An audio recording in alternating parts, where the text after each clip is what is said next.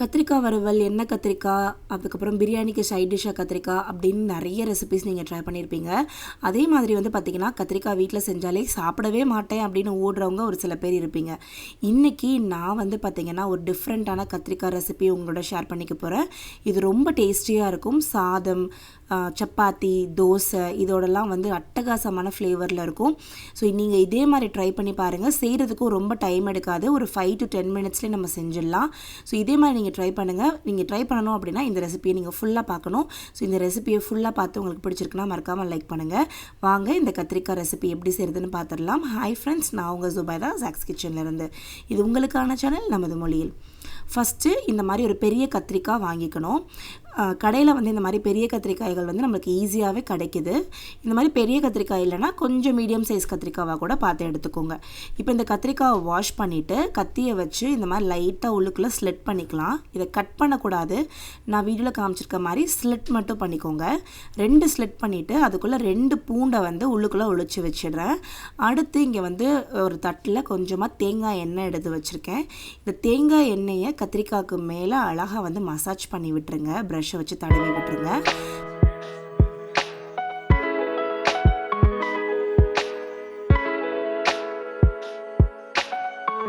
அடுத்து இதில் பார்த்திங்கன்னா நம்ம ஸ்டவ் ஆன் பண்ணிவிட்டு அதுக்கு மேலே ஒரு குல்ச்சா ட்ரே வச்சுருக்கேன். அதுக்கு மேலே இந்த எண்ணெய் தடவின கத்திரிக்காவை வச்சு நல்லா 2 பக்கமும் சுட்டு எடுத்துக்கலாம். இந்த மாதிரி சுடுறதுனால நல்ல ஒரு ஸ்மோக்கி ஃப்ளேவர் நம்மளுக்கு கிடைக்கும்.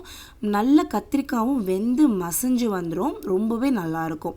உங்ககிட்ட இந்த மாதிரி குல்ச்சா ட்ரே இல்லை அப்படின்னா நீங்கள் டேரெக்டாக ஸ்டவ் மேலே வச்சு கூட நீங்கள் சுட்டு எடுத்துக்கலாம். இது பார்த்திங்கன்னா தோசைக்கெல்லாம் வச்சு சாப்பிடும்போது அட்டகாசமான ஃப்ளேவரில் இருக்கும்.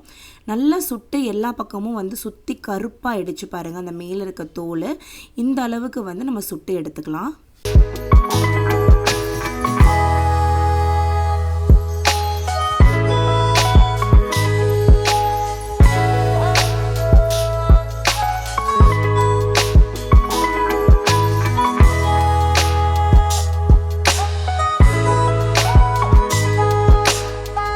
அந்த பக்கம் இந்த பக்கம் 2 பக்கமும் போட்டு நல்லா இதை நம்ம சுட்டு எடுத்தாச்சு. இப்போ சுட்ட கத்திரிக்காவை அடுத்து பார்த்திங்கன்னா லைட்டாக கத்தியை வச்சு சொரணுன்னா அந்த தோலெல்லாம் லைட்டாக இந்த மாதிரி லைட்டாக பீலாகி வந்துடும்.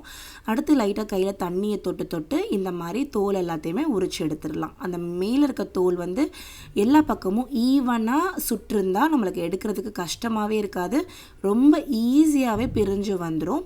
இப்போ சுடவே அதை நம்ம எல்லாத்தையுமே நல்லா பீல் பண்ணி எடுத்துடலாம். இப்போ பீல் பண்ண கத்திரிக்காவை நம்ம அப்படியே இந்த தண்ணியில் வச்சு ஒரு வாட்டி வாஷ் பண்ணிவிட்டு லைட்டாக, அதாவது ரொம்ப வாஷ் பண்ணணும்னு அவசியம் இல்லை, லைட்டாக வாஷ் பண்ணிவிட்டு இப்போ நான் ஒரு பவுலுக்கு இதை மாற்றிக்கிறேன். இந்த காம்பு பகுதியை கட் பண்ணி எடுத்ததுக்கப்புறம் இதை ஒரு மத்து வச்சு நல்லா மசிச்சு விட்டுக்கலாம். இப்போ பார்த்தீங்கன்னா தெரியும், நல்லா மசிஞ்சு வந்துருச்சு. கத்திரிக்காய் சுட்டதுலேயே நல்லா வெந்துருச்சு. இப்போ நம்ம மசிச்ச கத்திரிக்காவை சைடில் எடுத்து வச்சிடலாம். இப்போ இங்கே ஒரு மண் கடாய் எடுத்து வச்சுருக்கேன். இது மண் சட்டி நல்லா சூடானதுக்கப்புறம் இதில் தேவையான அளவுக்கு எண்ணெய் விட்டுட்டு எண்ணெயில் கொஞ்சமாக கடுகு, உளுத்தம்பருப்பு, சீரகம், அப்புறம் கொஞ்சமாக சோம்பு, அதுக்கப்புறம் கருவேப்பிலை, அதுக்கப்புறம் நல்லா பொடுசாக நறுக்குன ஒரு வெங்காயம், இது எல்லாத்தையும் சேர்த்து நல்லா வதக்கி விட்டுக்கலாம். இது பார்த்திங்கன்னா நல்லா வதங்கி சாஃப்டாக மாறி வரணும். அந்தளவுக்கு நம்ம அதை வதக்கி எடுத்துக்கலாம். அடுத்து வெங்காயம் நல்லா வதங்கிடுச்சு. இதில் 2 டீஸ்பூன் மிளகாய்த்தூள், 1 டீஸ்பூன் மஞ்சள் தூள், கொஞ்சமாக கரம் மசாலா தூள், அதுக்கப்புறம் சுவைக்கு ஏற்ப உப்பு, 1/4 டீஸ்பூன் அளவுக்கு கரம் மசாலா சேர்த்துக்கோங்க. இது நான் வீட்டிலே அரைச்ச கரம் மசாலா தான். உங்களுக்கு வேணும்னா நீங்கள் கடையில் வாங்குற கரம் மசாலாஸ் கூட யூஸ் பண்ணிக்கோங்க. இப்போ வெங்காயத்தோட மசாலா எல்லாமே நல்லா பச்சை வாடை போகிற அளவுக்கு வதங்கிடுச்சு. அடுத்து இதில் ஒரு பெரிய தக்காளியை நல்லா பொடுசாக கட் பண்ணி அதையும் சேர்த்து நல்லா வதக்கி எடுத்துக்கலாம். இப்போ இதில் தண்ணி ஊற்றி ஒரு வாட்டி கிளறி விட்டுடலாம். இப்போ இதை மூடி போட்டு நல்லா இந்த தக்காளியும் வெங்காயமும் மசிஞ்சு வர அளவுக்கு நம்ம இதை குக் பண்ணி எடுத்துக்கணும். இப்போ நீங்கள் பார்த்தீங்கன்னா தெரியும், நல்ல ஒரு தொக்கு மாதிரி சைடில் எண்ணெய்லாம் பிரிஞ்சு சூப்பராக வெங்காயமும் தக்காளியும் நல்லா வதங்கி வந்துருச்சு. அடுத்து இதில் நம்ம ஏற்கனவே மசிச்சு வச்சுருந்தோம்ல கத்திரிக்காய், அந்த கத்திரிக்காவையும் இதில் சேர்த்துடலாம். அவ்வளோதான். சேர்த்துட்டு சும்மா அப்படி கலகலன்னு கலக்கி விட்டோம் அப்படின்னா சூப்பரான ஸ்மோக்டு கத்திரிக்காய் மசியல் ரெடி. இது பார்த்திங்கன்னா நம்ம சுட்டு இதை மாதிரி செய்கிறதுனால ரொம்ப டேஸ்ட்டாக இருக்கும். அதை நம்ம சாதத்தோடு பிசைஞ்சு சாப்பிடும்போது இந்த ஸ்மோக்கி ஃப்ளேவர் அட்டகாசமான ஒரு சுவையை கொடுக்கும். சப்பாத்தி, தோசைக்கெல்லாம் வேறு லெவல் காம்பினேஷனில் இருக்கும். கத்திரிக்காவா அப்படின்னு ஓடுறாங்கன்னா கண்டிப்பாக இனிமேல் இந்த மாதிரி செஞ்சு கொடுங்க, ரொம்பவே நல்லாயிருக்கும்.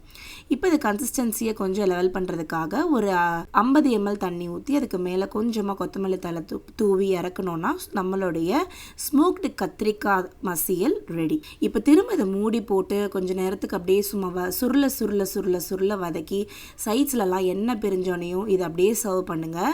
வேறு லெவல் காம்பினேஷனில் இருக்கும். நீங்களும் ட்ரை பண்ணி பார்த்துட்டு எனக்கு கமெண்ட் செக்ஷனில் சொல்லுங்கள். சரியா? நான் உங்களோட கமெண்ட்டுக்காக நான் வெயிட் பண்ணிகிட்ருப்பேன். அண்ட் நீங்கள் இதை வந்து ரைஸோட ட்ரை பண்ணிங்களா, சப்பாத்தியோட ட்ரை பண்ணிங்களா, இல்லை தோசையோட ட்ரை பண்ணிங்களா அப்படின்றதையும் எனக்கு கமெண்ட் செக்ஷனில் சொல்லுங்கள். நான் உங்களை அடுத்த வீடியோவில் சந்திக்கிறேன். அது வரைக்கும் பாய். அதுக்கு முன்னாடி நம்ம சேனல் நீங்கள் இன்னும் சப்ஸ்கிரைப் பண்ணலன்னா மறக்காமல் சப்ஸ்கிரைப் பண்ணுங்கள். இந்த வீடியோக்கு லைக் கொடுக்க மறந்துட்டீங்க, மறக்காமல் லைக் கொடுத்துருங்க. பாய். நான் இன்றைக்கி டிசைனோடைய extra virgin coconut oil use பண்ணி தான் இந்த கத்திரிக்காய் வந்து ரோஸ்ட் பண்ணுறதுக்கு நம்ம கோகோனட் ஆயில் யூஸ் பண்ணேன். ஸோ இது வந்து பார்த்திங்கன்னா ரொம்பவே நல்லாயிருக்கு. நீங்கள் வாங்கணும்னு நினைக்கிறீங்கன்னா பையிங் லிங்க் டிஸ்கிரிப்ஷனில் இருக்குது, செக் பண்ணி பாருங்கள்.